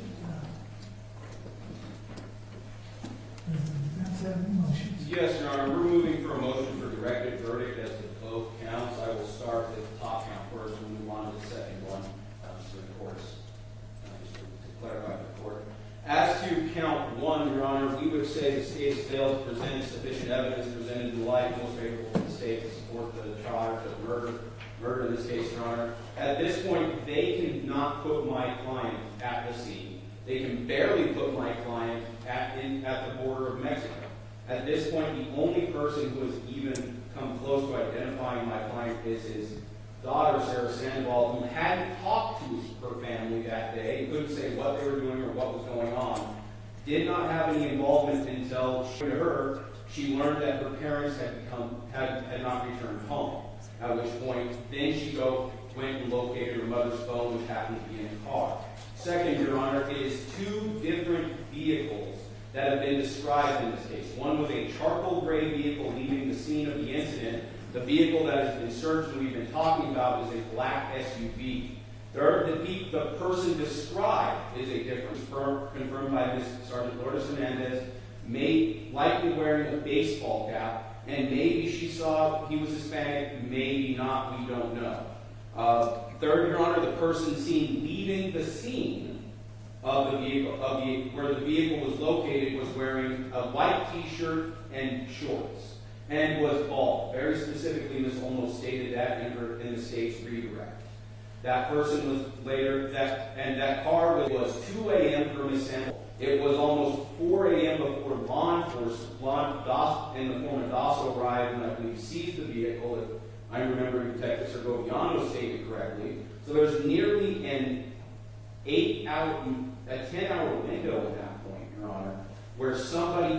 done any number of things to that vehicle while it was sitting there in that vehicle. The only evidence they have had is a bullet defect that they cannot connect to any incident at this point, as they have no forensic evidence of any rounds being fired. The bullets were never located to say if they were even fired from the same weapon. No weapon has ever been located. This has never been located. And the only evidence that the state has of my client did anything is a statement saying he hopes that his girlfriend of many, many years, the mother of his children, her ashes are thrown into a trash can.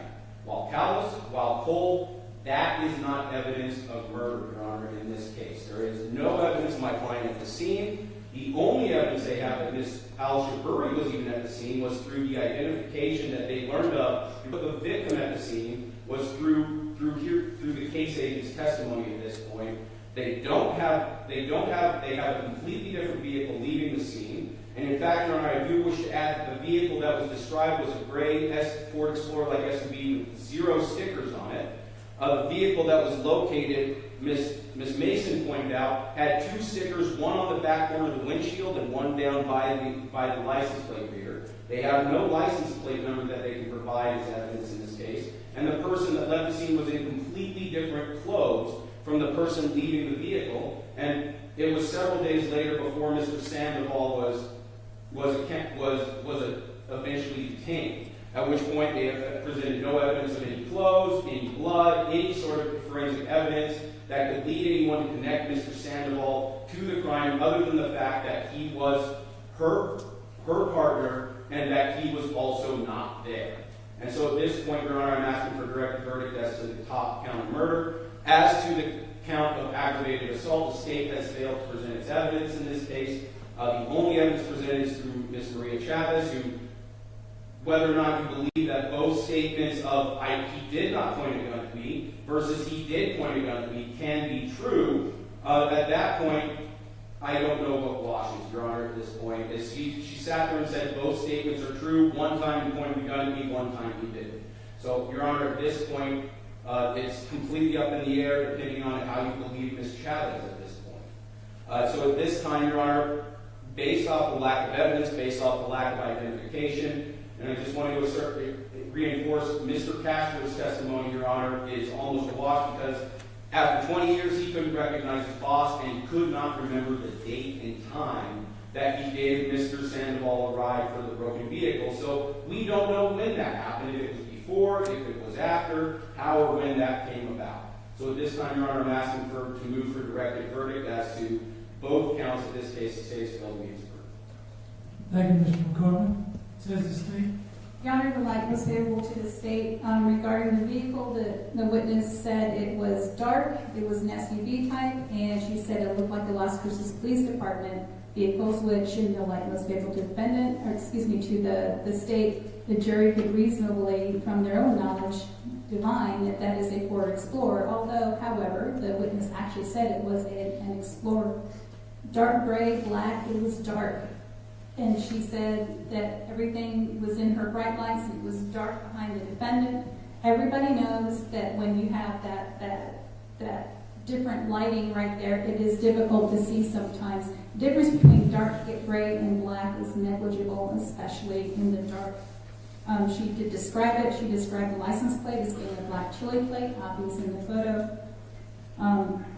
Regarding the statement from the witness, it said that she saw a bald man coming from the vehicle. If you look at what was admitted to evidence, the defendant's identification, you'll see that his hair was very close shaven, which could easily be confused for a bald person. Your Honor, I'm going to object to that. That's evidence, that's facts, not evidence. His ID is in there. It was found in the vehicle. It's in evidence. Objection overruled. Continue, Ms. Garcia. Thank you. Let's see. The witness described the car. The daughter was concerned because neither one of them came home that night. The jury could infer that. She said, well, she didn't have to infer. The witness said that they were expected to be there. That was the first time that it happened. She tracked her mother's phone, found it in her father's car, which was identified as being registered to her father. There was a shoe in there. There was testimony that the victim was barefoot. There was a female shoe in the defendant's car. It was clearly the last place that she was. The defendant's identification was in the car. Clearly, if it was stolen or somebody else's, they would have taken that. There was an iPhone in there. That car was the last place that both of them were. And then we talk about the conversation in Mexico. Linda Stanton said, "What the heck did you do?" And his response was, "We need to put her ashes in the garbage." And she said, "I hated him for what I knew that he did." So, you know, in light most favorable to the state, I think first-degree murder should survive this motion. Ask it be denied as to that. And as to count 2, aggravated assault with a deadly weapon, the witness stated that she said that he did not point at her because she was afraid of retribution. The jury has seen the demeanor of some of the witnesses, which, in my estimation, maybe theirs, I don't know, light most favorable to the state, was fearful. And she said, "I was afraid of retribution." That's why I said that. He did point it at me. She was scared for her life. She did not want to get shot. She evidenced that by throwing her car into reverse to get away from him. And then when he went away, then she pulled up to try to help the victim. So the state believes that we have, the state would ask that directed verdict be denied as to count 2 as well. Thank you. Can I reply, Your Honor? You may. Thank you.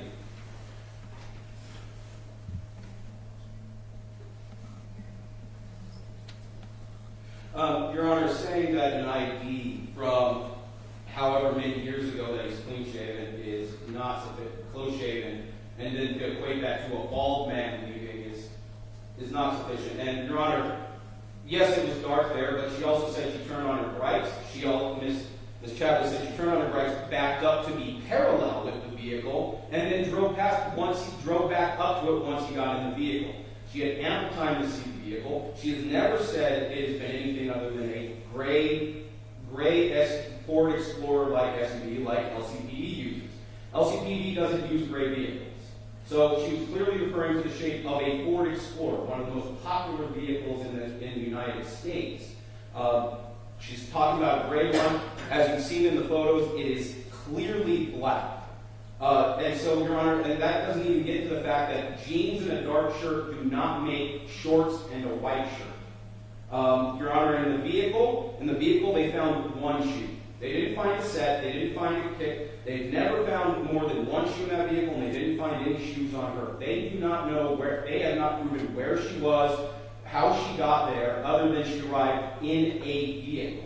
They have not put Mr. Sandoval in that vehicle. They have put him in a vehicle, and I don't even think I honestly giving them that point. I don't believe they put him in any vehicle at this point. Mr. Cosme Castro can't tell you when Mr. Sandoval came up and said, "I need a ride, my car broke down." And again, Your Honor, all of this evidence that they're pointing to say she was the last person in that vehicle was located after the vehicle was left for quite some time unattended on a street where anyone can come in and out. And on top of it, and again, Your Honor, as to the ag assault charge, Ms. Chavez's statement was that she remembered that he pointed at her after she had a dream about it. And then when Ms. Garcia asked her, "Did you tell Mr. McCormick you were scared what was happening? You were scared of retribution?" She said, "No, I did not tell him." And so there was no reason for me to believe at that point that she was being anything other than truthful when she said he never pointed a gun at me. And then that she clarified, "Well, he pointed a gun at me because it came to me in a nightmare state." So again, Your Honor, I'm moving for direct verdict. Thank you. Court finds that there is sufficient evidence in the light most favorable to the state to submit count 1 and count 2 to the jury. Is the defense intending to present any witnesses? No, Your Honor. All right. What I'm going to do is bring the jury back in. Advise them that the state having rested now it's the opportunity for the defense to present witnesses if they choose, but they do not have to, because the verdict always remains on the state by proof beyond a reasonable doubt to their unanimous satisfaction. That is, do you have any witnesses?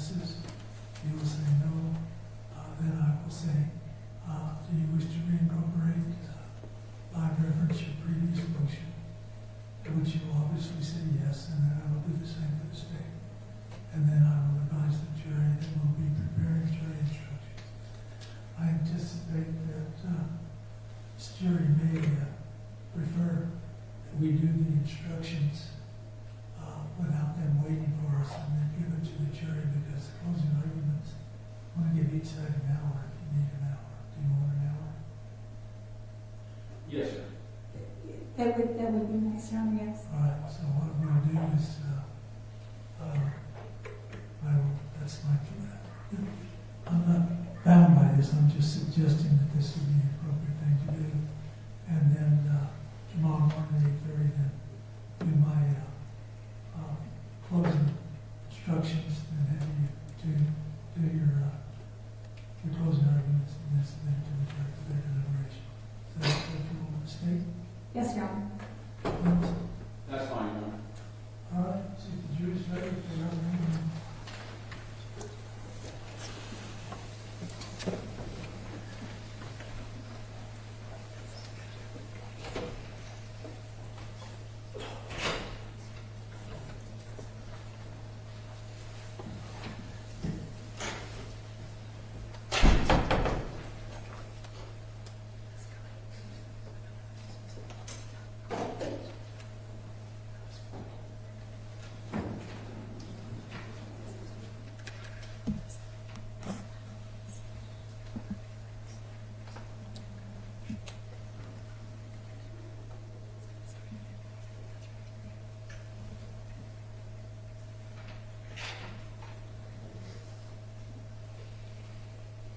Please rise for the jury.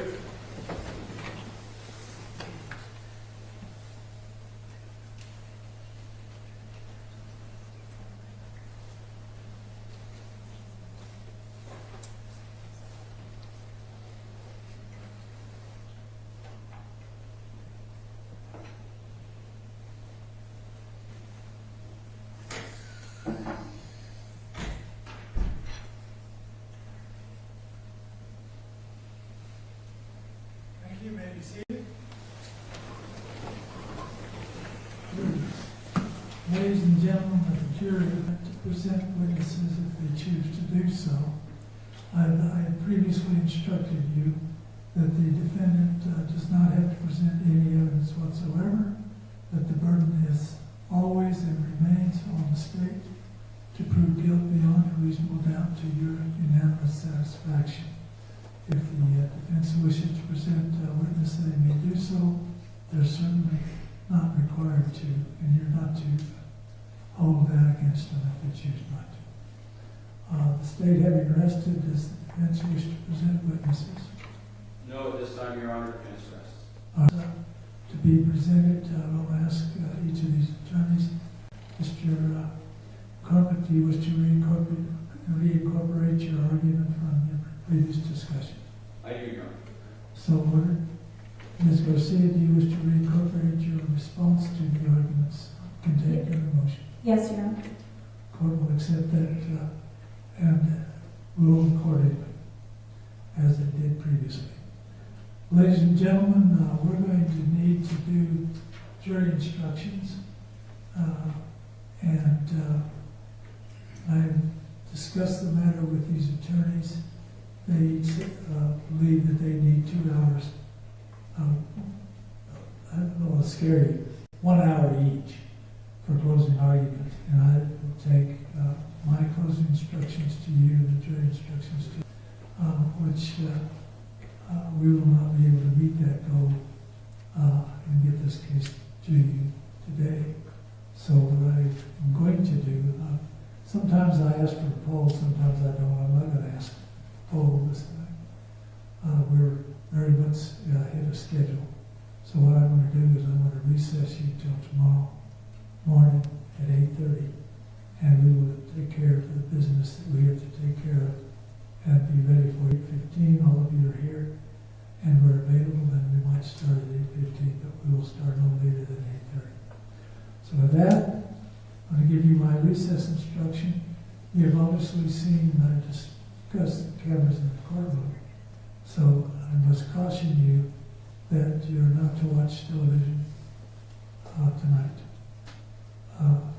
There is one channel that is here, and they have are required to provide footage to the other television stations. So I want to ask you that if you have a show that you want to watch, either tape it and watch it after the trial, or make sure you have somebody that so that you don't inadvertently to hear arguments or statements from these folks.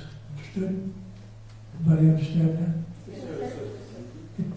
Get yourself a book and have a nice quiet evening reading the book. And don't let anybody tell you that your case is on TV, and make sure you tell family and friends. If you see something while I'm reading in the other room, don't tell me what you saw. Understood by everybody? Yes, sir. All right.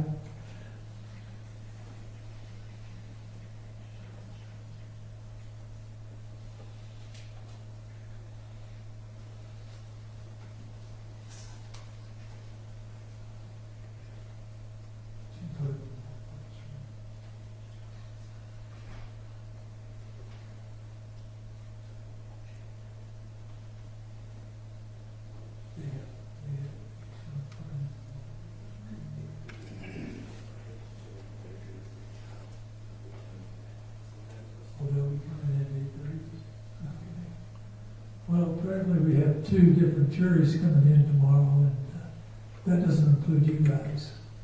So, as you know, you assemble in the grand jury room or the multipurpose room in order to get all of you together at once and then bring you down here. What I'm going to do is have you recruit Christy or another baby, escort them as they come in. And if they all come in one bunch, you just hold them there and call for help. And we'll transport it to the jury room, and they can wait in our jury room until everybody's assembled. Is that all right with you folks? You don't mind putting up with each other in the jury room that you're going to be sharing tomorrow and maybe the following day? Okay, you're getting along well enough? Okay. Then I will read you my recess instruction with permission of my bailiff. Is that all right with you? Okay.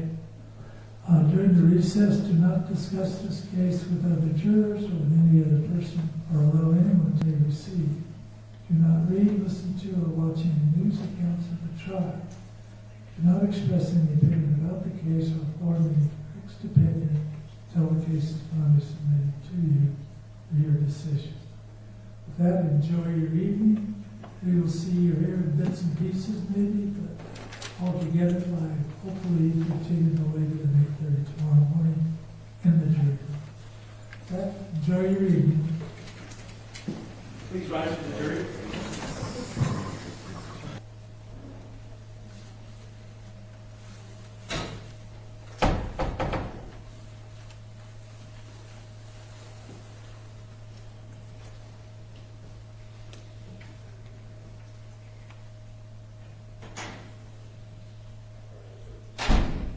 Anyone need a restroom break? Or we go to jury instruction? Okay. Your Honor, my client. Okay. It'll take. He'll exercise patience and forgiveness. So we'll recess for 15 minutes. Get ready to find. Larry, they can leave and take care of that. They should be leaving in about 2 minutes. So we'll do jury instructions for 15 minutes. Be in recess.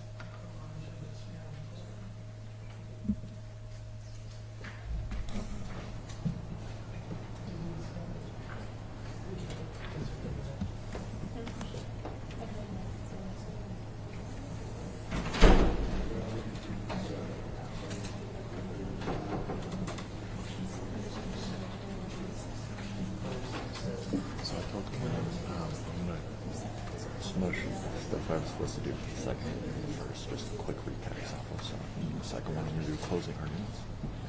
But I'm assuming that's all in here. All right, cool. I'll send you that next one.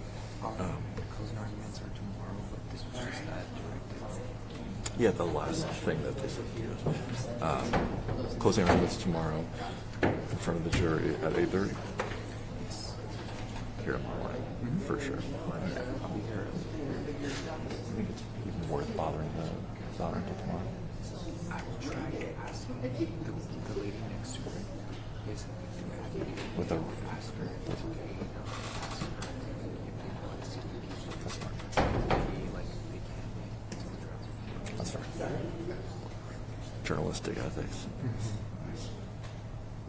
I think I'll.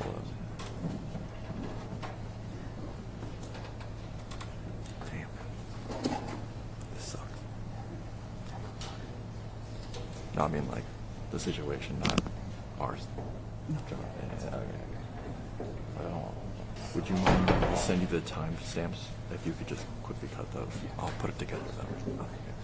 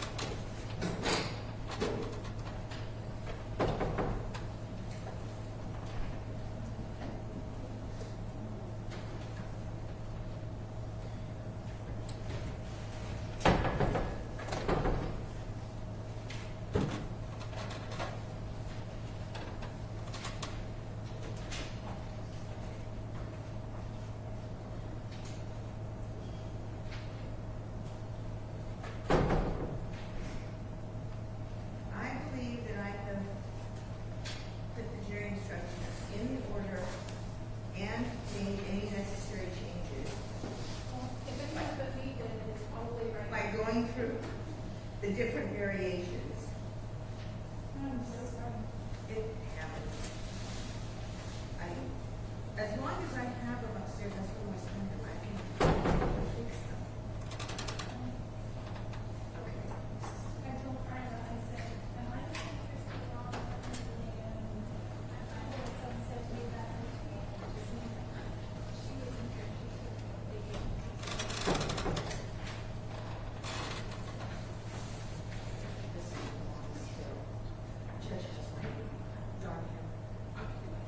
There are days where I try to tar and feather.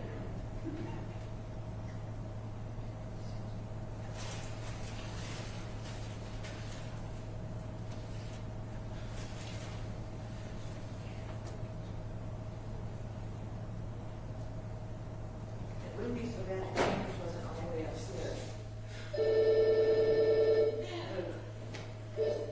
Judge? Yep, that's the set I need. I'm coming upstairs to get them so I can run copies for everyone and then I'll come back down. Unless you're gonna drop them down the elevator shaft for me. No, I'll come to the bottom of the stairs and you can toss them down to me. Bye.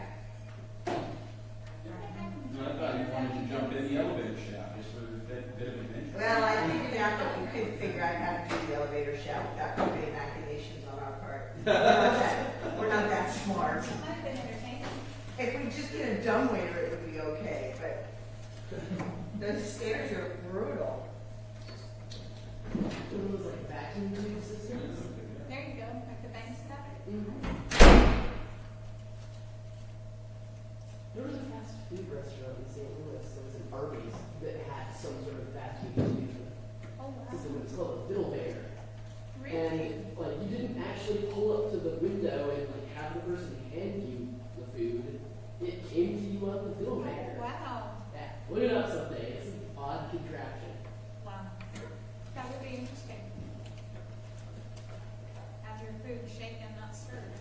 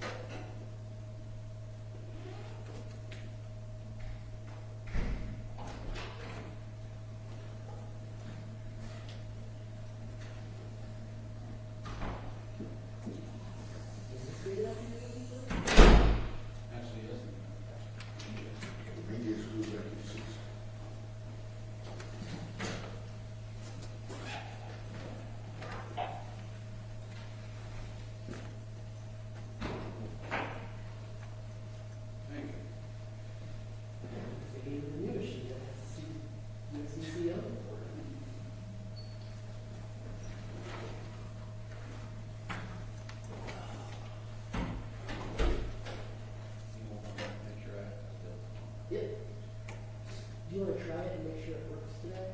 I just plug it in, so as long as it connects, I guess. Okay. I'll get your code in. So we're working at it.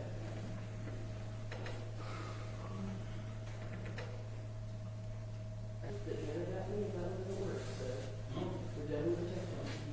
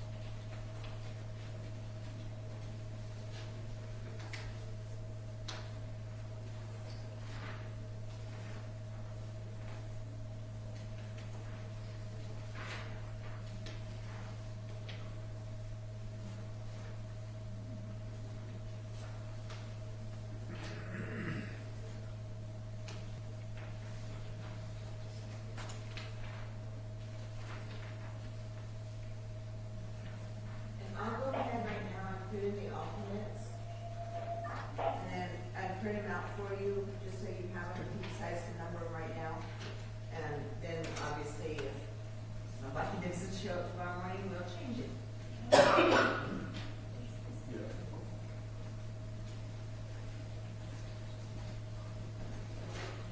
All rise.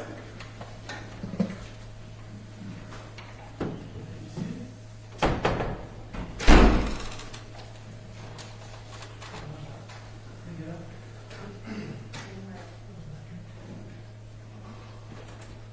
All right, did each side get a proposed jury instructions?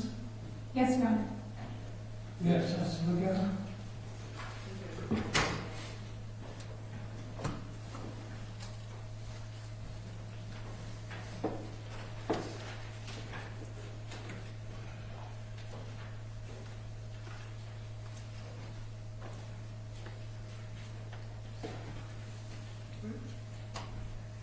I said, their copies.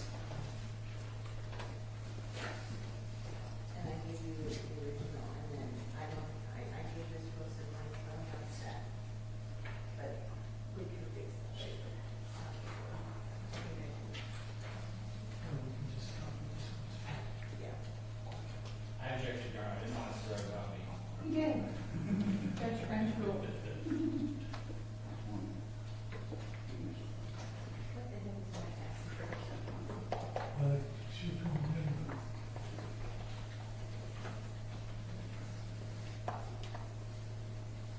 Oh, that's.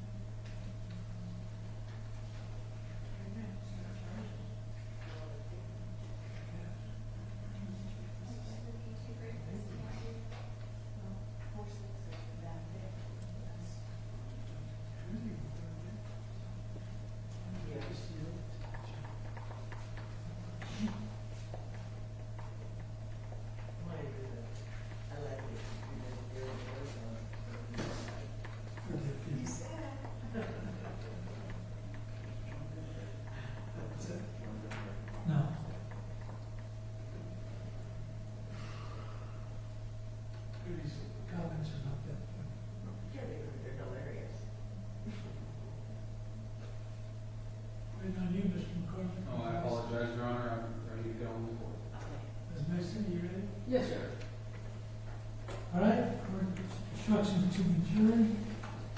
Instruction number 1, the law governing the case. Instruction number 2, the law presumes. Instruction number 3, essential elements of first-degree murder.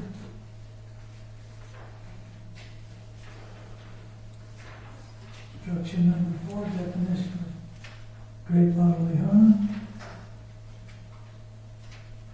Instruction number 5, essential elements of second degree as a lesser included offense of first degree. Instruction number 6, essential elements of voluntary manslaughter as a lesser included offense. Instruction number 7, sufficient provocation definition. Instruction number 8, is the manner in which you are to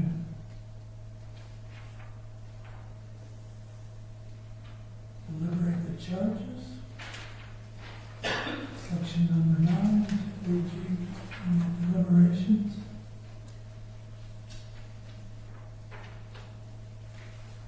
Not much of a line. No. Instruction number 10, essential elements of count 2. Instruction number 11, specific intent on all of the charges.